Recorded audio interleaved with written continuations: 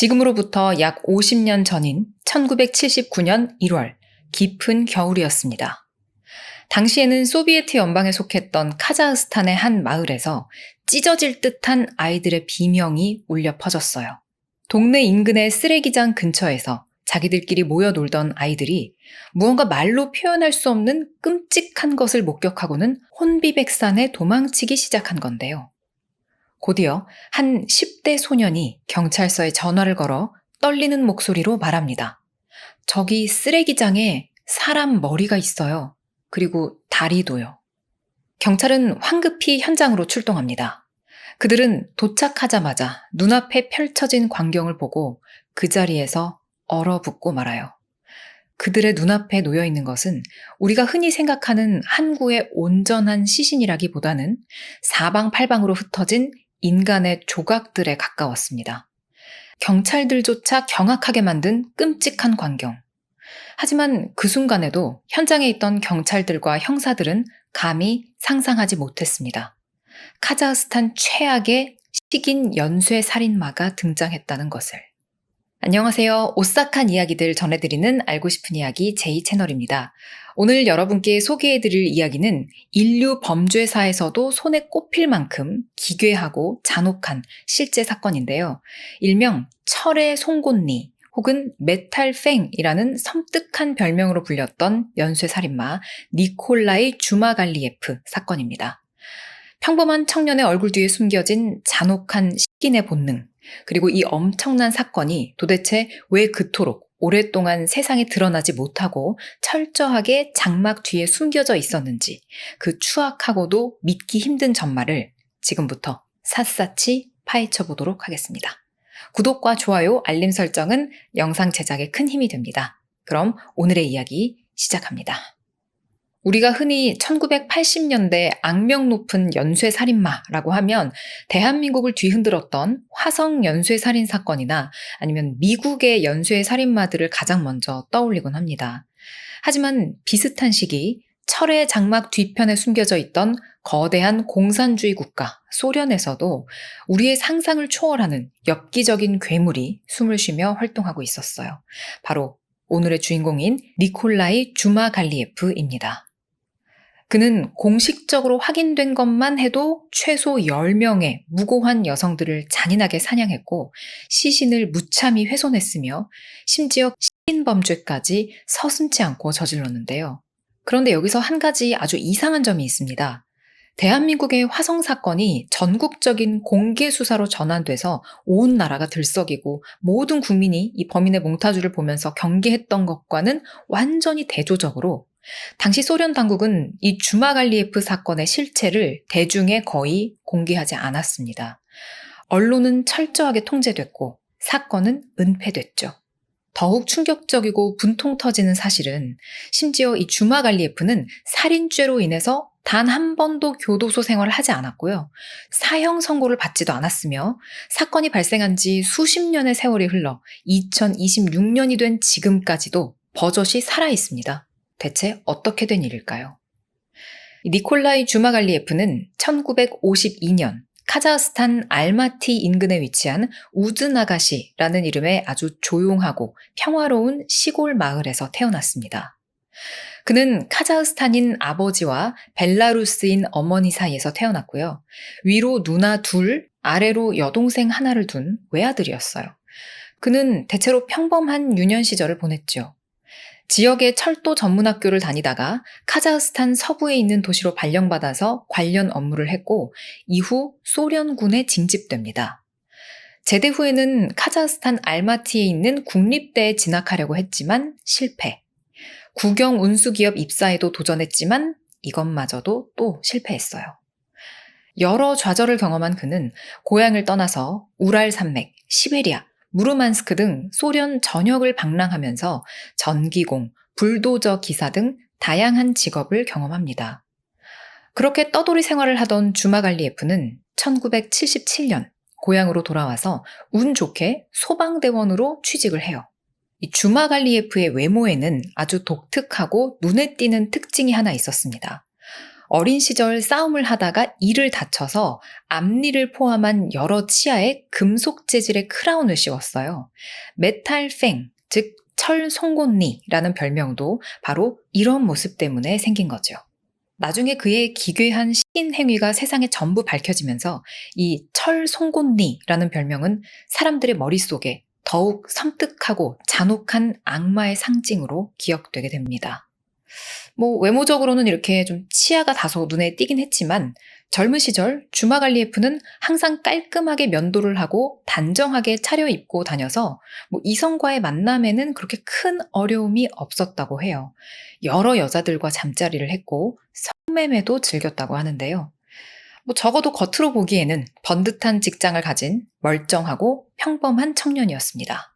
하지만 훗날 경찰에 의해 발견된 그의 비밀 일기장에는 겉모습과는 전혀 다른 추악한 인간, 아니 괴물이 숨어 있었습니다. 여성의 몸을 완벽히 알고 싶다. 그들을 먹으면 완전히 소유할 수 있다. 그의 정신은 이때부터 혹은 훨씬 이전부터 붕괴되고 뒤틀려 있었던 겁니다. 그때까지 주변 사람들에게 주마갈리에프의 평판은 대체로 원만하고 좋은 편이었지만 사건 이후 지인들의 깊숙한 증언에 따르면 이미 일상생활 속에서 심상치 않은 조짐이 보였던 부분도 분명히 있습니다. 지인들은 이 주마갈리에프가 술에 취하면 여성 비하적인 발언을 자주 내뱉었고 기본적으로 여성이라는 존재를 남성보다 한참 열등하고 지배당해야 마땅한 존재로 여겼다고 증언했어요.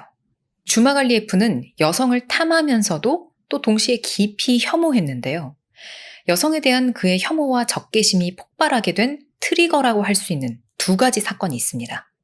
하나는 무분별한 성행위를 즐기다가 당시로서는 굉장히 치명적이고 수치스러운 성병인 매독 그리고 트리코모나스라는 두 가지 성병에 동시에 걸린 일이었고 또 하나는 오랫동안 마음에 두고 있었던 직장 동료 여자한테 고백을 했다가 매몰차게 거절당하고 조롱거리가 됐던 일이었습니다. 그의 일기장에는 분노로 가득 찬 이런 글도 적혀 있었어요. 남성은 모든 면에서 여성보다 우월해야 한다. 하지만 현실은 그렇지 않다. 이것은 자연의 법칙을 어긴 여성들에 대한 나의 복수다. 복수는 잔혹해야 한다. 그렇게 어두운 방 안에서 깊고 조용하게 쌓여간 증오심. 세상의 모든 여성을 향한 주마갈리에프의 복수극은 그가 고향으로 돌아와 자리를 잡은 지 2년 뒤인 1979년 마침내 시작됩니다. 오프닝에서 잠깐 언급했었던 동네 아이들이 쓰레기장에서 발견한 토막 시신이 바로 공식적으로 확인된 이 주마갈리에프의 첫 번째 피해자예요. 1979년 1월 어느 밤 차가운 소련의 겨울바람이 살을 애는 듯한 늦은 밤이었습니다. 10대 후반의 젊은 여성 나탈리아 안드로니크는 가로등 불빛마저 희미한 한적한 시골 도로를 따라 혼자 집을 향해 걷고 있었어요. 마을의 작은 종교 모임을 마치고 가족들이 기다리는 집으로 돌아가던 그녀는 안타깝게도 영원히 집에 도착하지 못했습니다. 검거 후 주마갈리에프는 이 첫 번째 살인에 대한 진술을 진행할 때 죄책감이라든가 두려움은커녕 마치 젊은 날의 찬란하고 설레는 추억을 회상하는 듯 눈을 반짝이며 상세히 묘사하면서 취조실의 형사들을 소름 끼치게 만들었습니다. 사냥을 좋아해서 자주 나갔습니다. 하지만 여자를 사냥하러 나간 건 처음이었어요. 혼자인 그녀를 보자 가슴이 쿵쾅거렸습니다. 쫓아가서 목을 잡고 쓰레기장으로 끌고 갔어요. 그녀가 저항하길래 목을 그었습니다. 그리고 피를 마셨습니다. 그런데 바로 그때 저 멀리서 야간 운행을 하던 버스 한 대가 전조등을 비추면서 다가왔대요. 그래서 주마갈리에프는 급히 시신 옆에 있는 흙바닥에 납작 엎드려서 몸을 숨겼다고 합니다. 그리고 버스가 정류장에 잠시 멈췄다가 사라질 때까지 그 몇 분 동안 아직 식지 않은 피해자의 따뜻한 체온으로 겨울바람에 얼어붙은 자신의 손을 녹였다고 태연하게 진술해요. 인간의 탈을 쓰고는 도저히 보일 수 없는 어떤 기괴한 침착함이었습니다. 이윽고 버스 소리가 완전히 떠나자 주마갈리에프는 사냥용 칼로 시신을 무참히 훼손하고 여러 신체 부위와 주요 장기들을 준비해온 배낭에 넣어서 자신의 집으로 가져가요. 이 주마갈리에프의 기괴한 시긴 행위는 그의 첫 번째 살인에서부터 바로 시작됐습니다. 집으로 돌아온 그는 살점을 갈아서 러시아 만두인 뺄메니를 만들기도 하고요. 나중에는 소금에 절여 쌀로라는 전통 음식으로 가공하기도 했습니다. 한 명의 시신을 모두 그런 식으로 처리하고 먹어치우는 데는 보통 한 달의 시간이 걸렸다고 하는데요. 온몸에 힘이 솟구치는 것 같았고 그때부터 그 기괴한 힘을 계속해서 갈망하게 됐다고 고백했어요. 마을 아이들이 쓰레기 더미 속에서 시신을 발견한 건 피해자가 살해된 지 보름쯤 지난 1월 말이었습니다. 심상치 않은 시신의 상태와 잔혹함에 놀란 경찰들은 수사관 이반 리발킨을 중심으로 강력한 특별수사본부를 꾸렸어요. 처음에는 야생동물의 굶주린 습격이라는 의견부터 시작해서 심지어는 마을의 전설 속 괴물이 등장한 건 아니냐라는 황당한 상상까지 나왔지만 정밀 부검 결과 이것은 날카로운 도구를 다룰 줄 아는 인간의 의도적인 행위라는 게 명백히 밝혀졌는데요. 연쇄 살인이라는 범죄학적 개념조차 생소하던 시절, 오직 시신을 위해 시신을 도살하듯 훼손하는 일은 당시 경찰들의 머리로는 감히 상상조차도 할 수가 없었죠.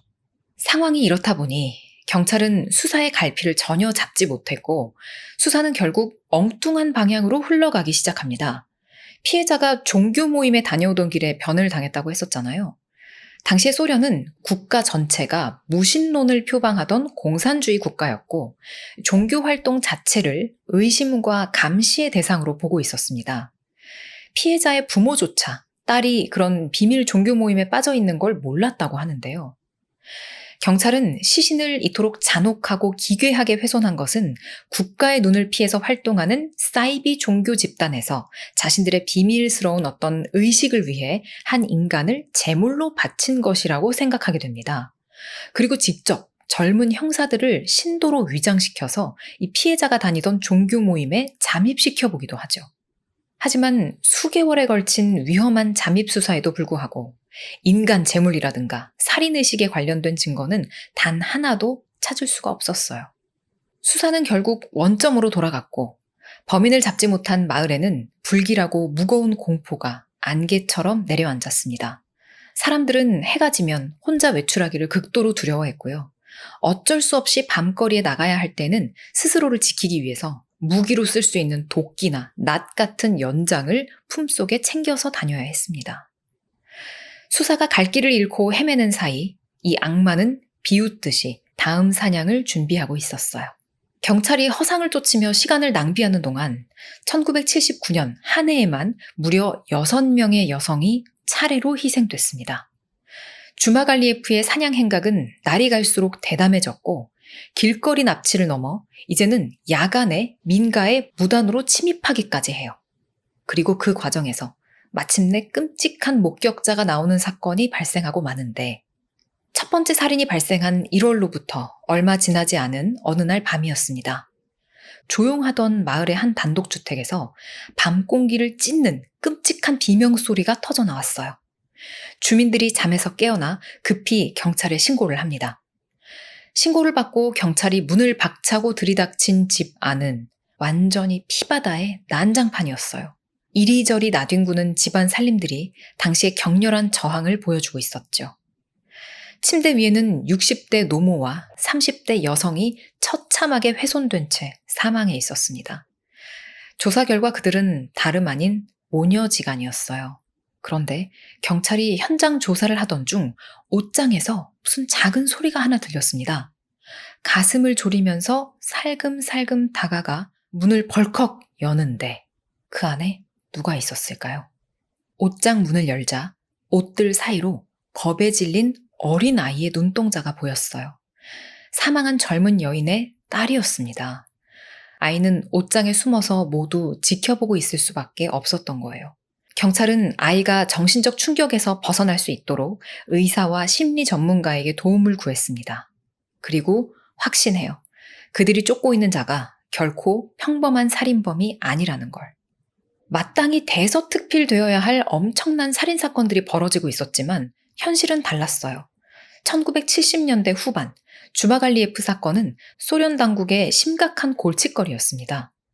당시 사회주의 체제는 범주가 근본적으로 억제되는 이상사회를 선전하고 있었거든요. 더구나 1980년 모스크바 올림픽을 앞두고 있던 시점이기도 했고요. 이런 시기에 연쇄살인범, 심지어 시인살인마가 돌아다닌다? 그것은 당시에 소련에서 있을 수도 있어서도 안 되는 일이었죠. 이러한 이유로 당국은 사건을 공개적으로 다루지 않았고 언론 보도 역시 극히 제한했어요. 그래서 많은 시민들은 한동안 연쇄살인범이 활동하고 있다는 사실조차 몰랐습니다. 그러던 1980년 12월의 어느 밤, 1979년에만 6명의 여성을 살해하고 식인한 주마갈리예프의 엽기적인 행각이 마침내 세상에 적나라하게 드러나게 되는데요. 경찰의 뛰어난 수사나 목격자의 결정적 제보 이런 것들에 의해서가 아니고 바로 오만함이 극에 달했던 본인 주마갈리예프 스스로에 의해서였습니다. 그날 밤 주마갈리예프는 대담하게도 지인들과 친구들을 자신의 집으로 무더기로 초대합니다. 술을 마시고 자기가 만든 만두를 대접하면서 웃고 떠드는 즐거운 파티 분위기. 지인들은 고기가 아주 부드럽고 맛이 좋다며 칭찬을 아끼지 않았죠. 밤이 점점 깊어지자 주마갈리예프는 술자리에 있던 여성 지인 한 명을 데리고 방으로 들어갑니다.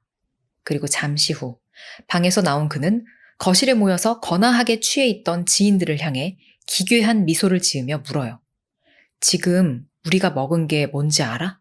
그 말을 뱉는 주마갈리예프의 오른손에는 조금 전 방으로 함께 들어갔었던 여성 지인의 목이 들려 있었습니다. 집안은 순식간에 비명과 구역질이 난무하는 생지옥이자 아수라장이 됐어요. 지인들은 비명을 지르고 먹은 것을 토해내며 도망쳤고 곧바로 경찰에 신고를 했습니다. 신고를 받고 출동한 경찰들이 문을 열고 들이닥쳤을 때 주마갈리예프는 옷을 단 한 벌도 걸치지 않은 완전한 나체 상태였어요. 얼굴과 온 몸에는 붉은 피를 뒤집어 쓴 채 거실 바닥에서 아주 태연하게 시신을 훼손하고 있었죠. 부엌 가스레인지 위에는 여러 개의 냄비가 펄펄 끓고 있었는데 그 안에는 살해한 여성의 신체 일부와 장기가 들어 있었다고 합니다. 현장에 출동했던 한 경찰은 30여 년이 지난 뒤에도 그때를 생생히 기억하면서 몸서리쳤어요. 주마갈리예프의 주방은 사람이 사는 집이 아니라 마치 짐승을 잡는 도살장 같았다고 치를 떨면서 당시의 상황을 떠올렸죠. 출동한 경찰들은 모두 그 비인간적인 광경에 압도돼 얼어붙어 버렸습니다. 눈앞에 마주하고 있는 이 광경이 현실인지 아니면 잔혹한 악몽인지 분간할 수조차 없었던 거죠. 이렇게 경찰들이 잠시 충격에 빠져 멍해져 있는 사이 주마갈리예프는 사냥용 칼과 손도끼, 나침반 등을 재빨리 챙겨 들고는 창문을 깨고 빠르게 도망쳐버렸어요. 악마가 검은 새벽의 눈보라 속으로 사라져버린 순간이었습니다. 스스로 정체를 밝히고 도망쳐버린 주마갈리예프는 이튿날 바로 꼬리가 밟혔어요. 주마갈리예프의 친척 집들을 샅샅이 수색하던 눈썰미 좋은 경찰에 의해서 의심스러운 마룻바닥이 포착되는데요. 오래돼서 낡은 나무 바닥에서 유독 몇 군데에만 새로 박은 듯한 은빛 못이 눈에 띄었던 겁니다. 경찰이 도끼로 바닥을 부수고 마루를 들어 올리자 그 아래 좁고 어두운 공간에 주마갈리예프가 웅크리고 숨어 있었어요. 그의 첫 번째 검거였습니다. 취조실로 끌려온 주마갈리예프는 의외로 순수하니 그리고 침착한 얼굴로 살인과 시신 훼손, 식인에 대해서 자백하기 시작했어요. 체포 직후 신문에서 그는 자신의 황당한 살해 동기에 대해 이렇게 말했습니다. 나는 동물의 편에 섰다. 사람들이 동물에게 하는 짓을 그대로 사람들에게 했을 뿐이다. 또한 주마갈리예프는 살인의 동기로 신앙이나 신비주의를 내세우기도 했는데요. 할아버지에게 물려받은 고대 흑마술 서적에 인간의 피와 살을 주기적으로 먹으면 한계를 초월해서 성인이 될 수 있다 라고 쓰여 있었다며 신에게 다가가기 위한 인간 사냥에 나선 것이라는 궤변을 늘어놨습니다. 하지만 앞서 언급했듯 일기장 속에 숨겨진 주마갈리예프의 진짜 범행 동기는 다른 것이었잖아요. 지독한 여성 혐오와 통제 불능의 성욕, 그리고 구애했던 여성에게 거절당한 뒤 그 분노, 그것들을 세상의 모든 무고한 여성들에게 돌린 왜곡된 열등감이었습니다. 그간 발견됐던 9건의 여성 시신은 모두 주마갈리에프의 살인 패턴과 정확히 일치했기에 그의 범죄가 확실시됐지만 그중에 직접적인 증거가 다소 불충분한 2건은 제외되고 최종적으로 7건의 살인 혐의로만 기소가 돼요. 인간의 행위라고는 도저히 상상할 수 없는 범행과 진술 내용 등으로 인해서 재판부는 주마갈리에프에게 정밀 정신감정을 받게 합니다. 이후 의사들의 의견은 엇갈렸는데요. 정상 판정을 내린 의사도 있었어요. 만약에 그 의견이 채택이 됐더라면 주마갈리에프는 이미 사형을 당해서 이 세상 사람이 아니었을지도 모르죠. 하지만 또 다른 의사와 법정의학기관 연구소에서는 주마갈리에프에게 조현병을 진단합니다. 결국 결론은 심신상실. 주마갈리에프는 형사 책임은 면하고 특수정신병원에 강제 입원돼요. 그렇게 살인마가 죗값을 받는 대신 치료를 받는 아쉬운 결말로 사건이 마무리되는 듯 했습니다. 그리고 8년이 흐른 1989년 8월, 사건은 새로운 국면을 맞이하게 돼요. 정신병원에 수용돼 있는 동안 주마갈리에프는 그야말로 의사들의 말을 참 잘 듣는 모범 환자였습니다. 착실하게 치료받고 의료진의 말에 무조건 순응한 결과 담당 의사들은 주마갈리에프의 정신 상태가 기적적으로 호전됐다고 평가를 했고 특수정신병원에서 감시가 다소 느슨한 일반 정신병원으로의 이송이 최종 승인됐죠. 그렇게 일반 정신병원으로 이송되던 날 주마갈리에프는 잠시 들른 화장실의 벽과 창문을 부수고 그대로 탈출합니다. 어처구니 없는 보안에 구멍이 발생한 거예요. 놈이 험준한 산악지대에 숨어들었다는 정보를 입수하고 경찰과 군 병력이 총동원돼서 대대적인 수색에 나섭니다. 1980년대 후반은 미하일 고르바초프의 집권기로 그의 개혁 정책이 시행되던 시기였습니다. 이런 시대적 변화 속에 언론 자유화가 진행됐고 10여 년간 쉬쉬하며 숨겨왔던 살인마의 존재도 세상에 알려지기 시작했죠. 너무나도 잔혹한 살해 방식과 시신 훼손, 그리고 현재 도주 중이라는 사실까지 전해지면서 시민들은 술렁입니다. 그리고 1991년 1월 빠르게 확산하던 공포와 불안에 기름을 붓는 충격적인 일이 일어나요. 일간신문 쿠란티에 카니발 모스크바에 있다 라는 제목의 단독 기사가 실린 거예요. 이런 기사가 대대적으로 난 건 카자흐스탄에 있는 주마갈리에프의 가족 집에 의문의 편지 한 통이 도착했기 때문인데요. 발신자는 주마갈리에프였고 우체국 도장이 찍힌 발신지는 놀랍게도 소련의 심장부인 모스크바였습니다. 편지에는 자신이 모스크바에 잘 정착해 있으니 안심하라는 내용과 함께 이런 오싹한 문장도 적혀 있었어요. 이곳에는 아름다운 여자들이 많아 한두 명쯤 사라져도 아무도 눈치채지 못할 거야. 하지만 이 소름 끼치는 편지는 경찰의 수사망을 교란하기 위한 주마갈리에프의 속임수였어요. 당시 그는 경찰의 예상대로 키르기스스탄을 중심으로 중앙아시아의 깊은 산악지대에서 은신하고 있었는데요. 자기 친구한테 부탁을 해서 자기가 불러주는 대로 편지를 쓰게 하고 모스크바 우체국으로 가서 그 편지를 자기 가족들한테 붙이게 했던 겁니다.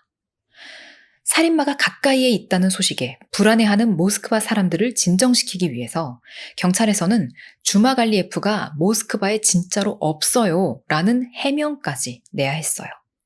온갖 잔머리를 써가며 경찰의 추적을 피해왔지만 행글라이더와 헬기까지 동원한 포위망은 점점 좁혀졌습니다.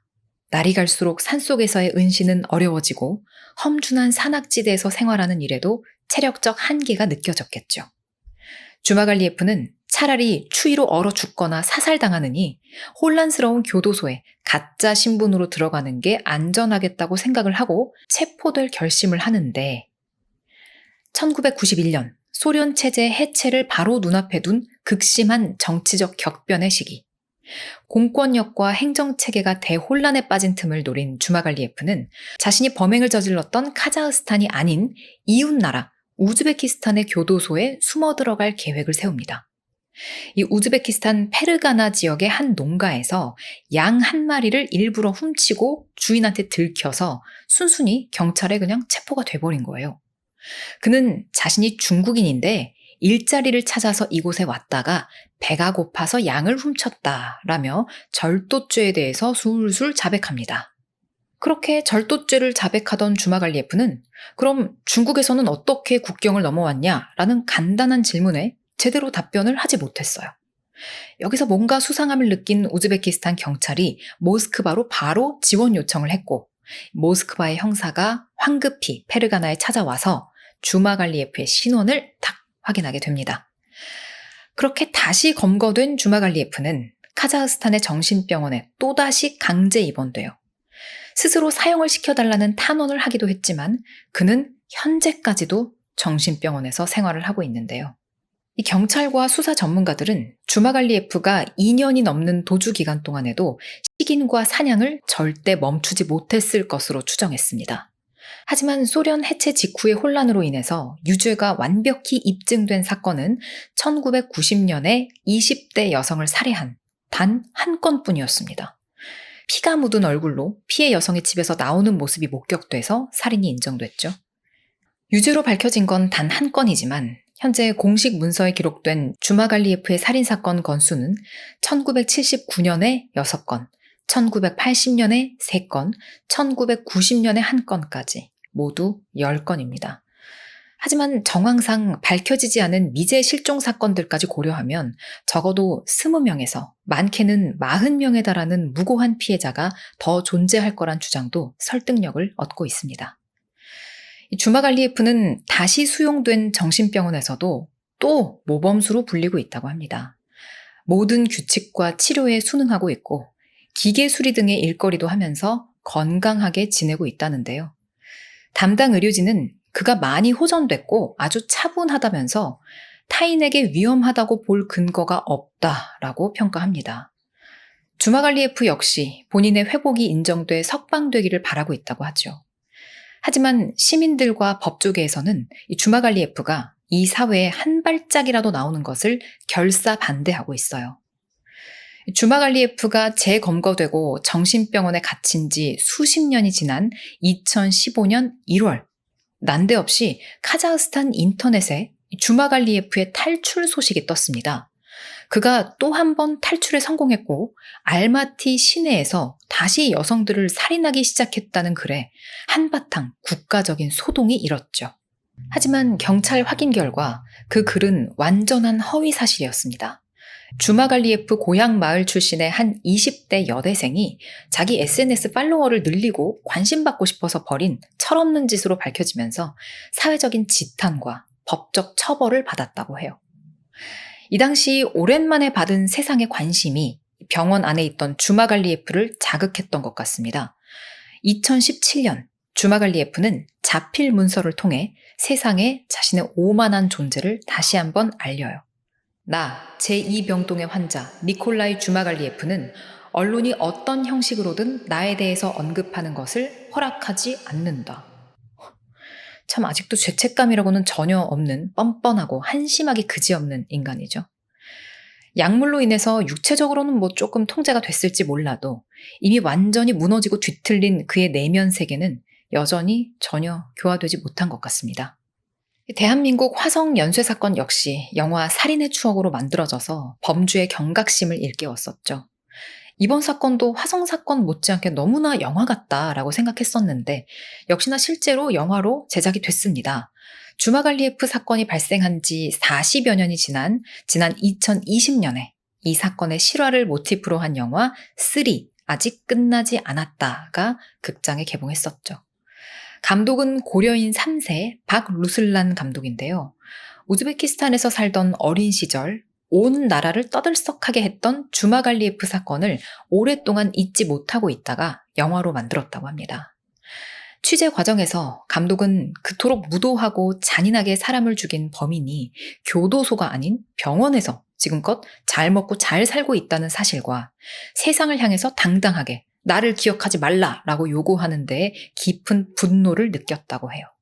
저 역시 이번 사건을 살펴보는 동안에 어떤 분노와 동시에 어떤 무력감도 느꼈는데요.